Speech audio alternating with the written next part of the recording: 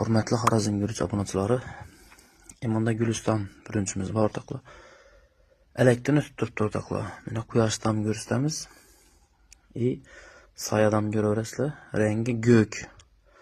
Güliston dona-dona bir xil narsa aralash emas. Promo dehqonlar o'rtoqlar. Yine yozilgan holatda ko'rib turibsiz o'zlaringiz. Birinchi gap o'rtoqlar. Kelishilgan narxda beriladi o'rtoqlar. Emanda Xorazmimiz ichidan chiqib turibdi. Hozir chiqib turibdi o'rtoqlar. Bugun chiqib turibdi bu. Bir 300 xaltalar bo'ladi o'rtoqlar. Elekdan o'tib turibdi. O'zlaringiz ko'raverasizlar, elekdan drabilkasi addidan olinib turibdi. Barcha narsalar sotiladi o'rtoqlar. Kepaki, drabilkasi, sechkasi, qiziqqanlar bo'lsa bemalol murojaat qilasizlar o'rtoqlar. Telefon nomerlarini ofitsialda qoldiramiz. Videoni birinchi do'stlarimizga tarqatib o'rtoqlar. Vichy Guliston so'rab berganlarga tarqatamiz.